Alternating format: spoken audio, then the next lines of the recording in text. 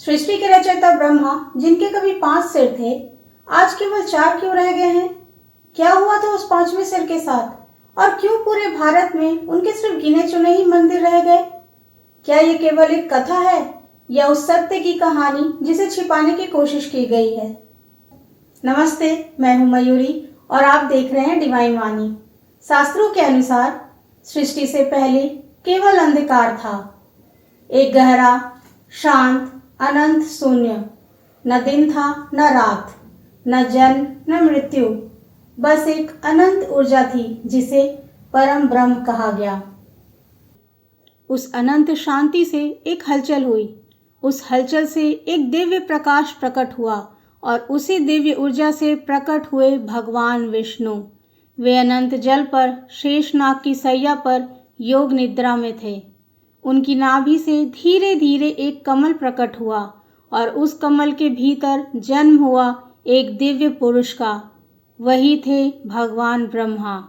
जब भगवान ब्रह्मा ने अपनी आंखें खोली तो चारों ओर केवल असीम अंधकार था, न दिशा का ज्ञान न समय का बोध।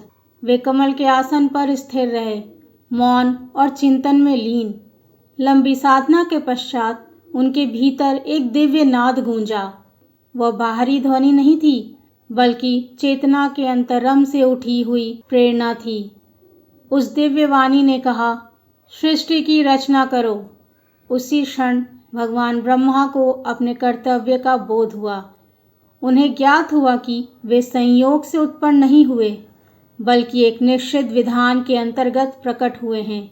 यह सृष्टि शून्य में स्थिर रहने के लिए नहीं थी।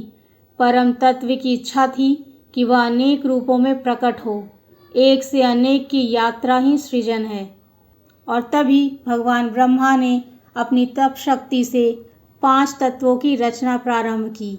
आकाश, वायु, अग्नि, जल और पृथ्वी। फिर समय बना, दिशाएं बनी, देवता उत्पन्न हुए, मनुष्य अस्तित्व में आए, सृष्टि आकार लेने लगी। सब कुछ संतुलन में था। यहीं से इस कथा का वह प्रसंग आरंभ होता है जिसने आगे चलकर ब्रह्मा के स्वरूप को बदल दिया। जब सृष्टि का विस्तार आरंभ हुआ तब ब्रह्मा की चेतना से एक दिव्य शक्ति प्रकट हुई। वही थी देवी सरस्वती, ज्ञान और वाणी की अधिष्ठात्री। सरस्वती केवल एक देवी नहीं थी, वे वह ध्वनि थी जिससे वेदों का उद्गम हुआ। वे वह स्पंदन थी जिससे शब्द और संगीत उत्पन्न हुए।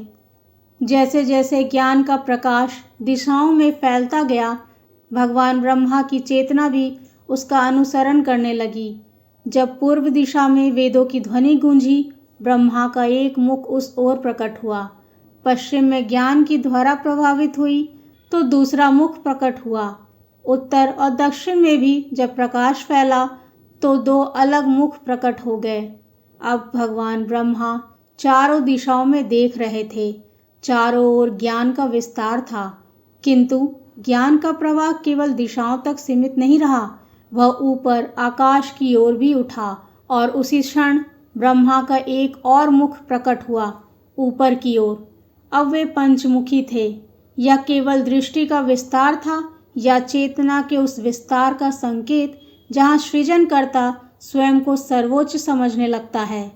यहीं से इस कथा में एक नया अध्याय प्रारंभ होता है। समय के साथ सृष्टि का विस्तार होने लगा।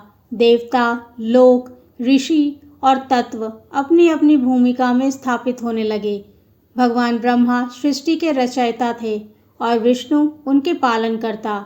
दोनों ही अपने अपने कर्तव्य में स्थित थे।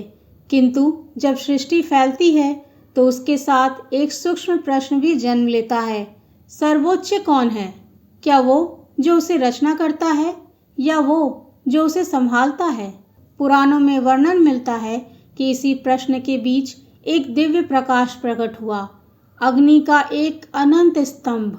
वह इतना विशाल था कि उसकी ज्योति आकाश से भी परे जाती प्रतीत होती थी। न उसका आदि दिखता था न अंत, वह केवल प्रकाश था, तेजस्वी, असीम, अगाध। तब निर्णय हुआ कि जो इस ज्योति का आदि और अंत खोज लेगा वही श्रेष्ठ माना जाएगा।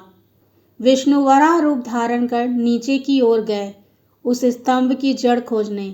भगवान ब्रह्मा हंस रूप में ऊपर की ओर उड़ चले, उसकी चोटी तक पहुंचने के लिए। युगों तक खोज चलती रही, प्रकाश समाप्त नहीं हुआ, दिशा समाप्त नहीं हुई, दूरी समाप्त नहीं हुई। अंततः विष्णु लौट आए।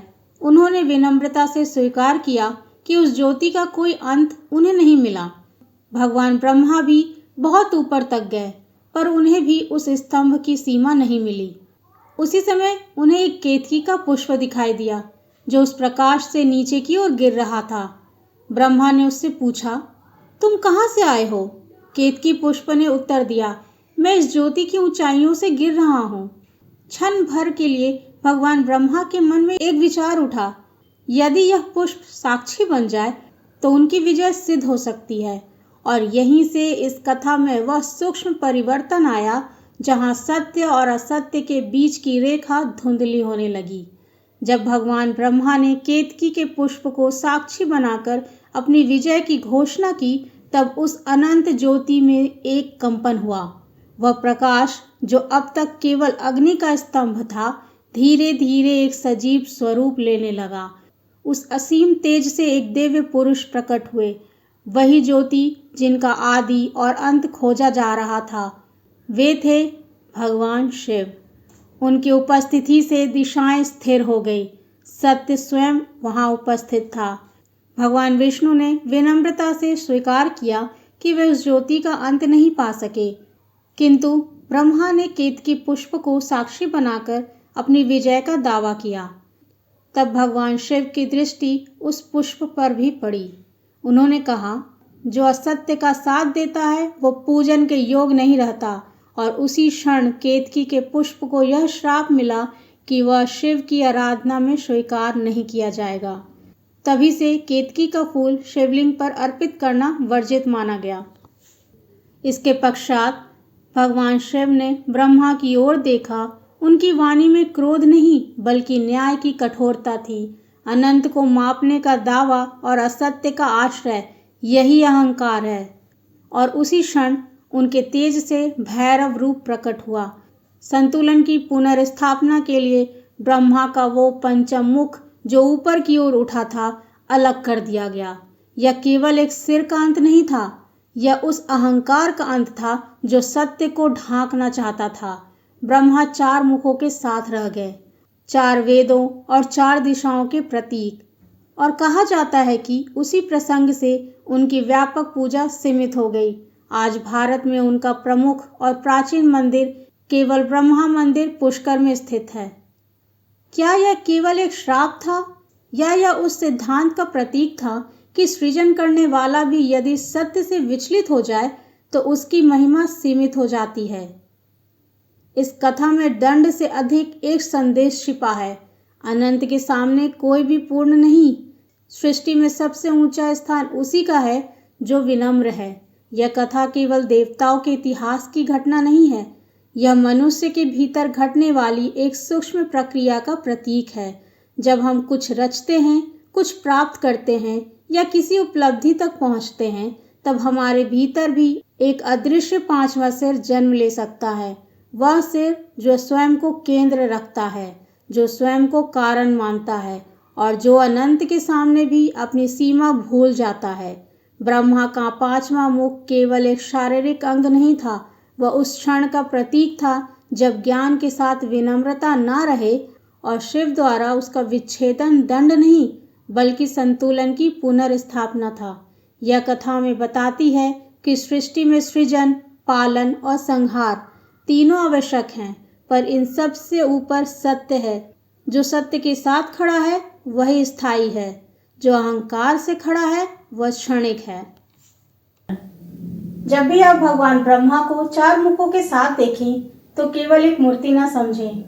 वह चारों दिशाओं में फैला ज्ञान है और 5वां सिर एक मौन स्मरण है। यह कथा हमें डराने के लिए नहीं है, यह हमें जागृत करने के लिए है कि सृजन करना महान है, लेकिन विनम्र रहना उससे भी ज्यादा महान है। अनंत के सामने कोई भी पूर्ण नहीं है। शायद इसीलिए पूरे ब्रह्मांड में सबसे शक्तिशाली वही है जो खुद को छोटा मान सके, और यही है भगवान ब्रह्मा के 5वें सिर का रहस्य। अगर आपको ऐसे ही गंभीर और शोधपूर्ण पौराणिक कथाएं सुनना पसंद है, जहां कहानी के पीछे छिपा अर्थ भी समझाया जाता है, तो वीडियो को लाइक कीजिए और अपनी राय कमेंट में जरूर बताइए और डिवाइन वाणी चैनल को सब्सक्राइब करके इस दिव्य यात्रा का हिस्सा बनिए। हर हर महादेव।